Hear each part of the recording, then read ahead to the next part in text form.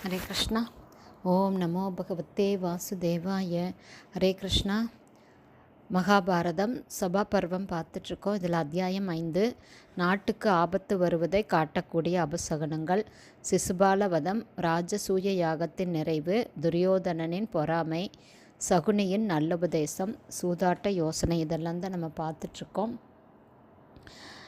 தர்மபுத்திரர் தன் காரணமாக வம்சமே, சத்திரிய வம்சமே அழிய போகுதுன்னு தெரிஞ்சு, நான் யார் எது சொன்னாலும் அதுக்கு தகுந்த மாதிரி நடந்துக்க போகிறேன், யார் கூடையும் கருத்து வேறுபாடு இல்லாமல் என்னுடைய பிள்ளைகள்கிட்ட நடந்து கொள்ளக்கூடிய வகையில் மற்றவங்ககிட்டையும் நடந்துக்குவேன் அப்படின்னு சபதம் எடுக்கிறாரு.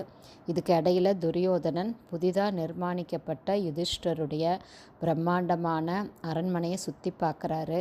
பளபளப்பான தரையை தண்ணீர்னு நினச்சி உடைய தூக்கி கொண்டு நடக்கிறாரு. எது உயரம் எது பள்ளம்னு தெரியாமல் நடந்து தடுக்கி விழுறாரு. தண்ணீர் இருந்த இடத்த தரைன்னு நினச்சி நடந்து தண்ணீரில் விழுறாரு. அடுத்து வந்த தரையை தண்ணீர்னு நினச்சி தாண்டி போகிறாரு. இதையெல்லாம் பார்த்து பீமனும் வேலை செய்கிற ஆட்களும் கேலியாக சிரிக்கிறாங்க. இதையெல்லாம் பார்த்த துரியோதனன் பயங்கரமாக கோபப்படுறாரு. அதுக்கப்புறம் பீமசேனனும் பலரும் தன்னை பார்த்து சிரிக்கிறத அவர் பார்க்குறாரு. பார்த்தும் பார்க்காத மாதிரி நடந்து போகிறாரு. இதையெல்லாம் நினச்சிக்கிட்டே துரியோதனன் ஹஸ்தினாபுரம் திரும்பி வர்றாரு.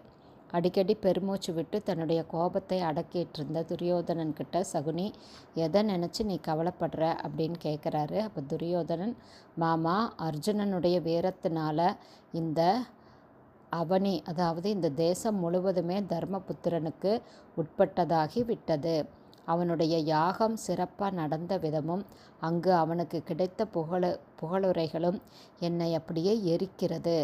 கோடையில் குளம் வற்றுவது போல நான் வற்றி போய் இருக்கிறேன். சிசுபாலன் கிருஷ்ணரால் கொல்லப்பட்டான். அதுக்கு பழி வாங்கக்கூடிய ஆண்மகன் ஒருவன் கூட அந்த சபையில் இல்லாமல் போயிட்டான். மன்னர்கள் கப்பம் கட்டி தர்மபுத்திரரை வணங்கி நிற்கிறாங்க.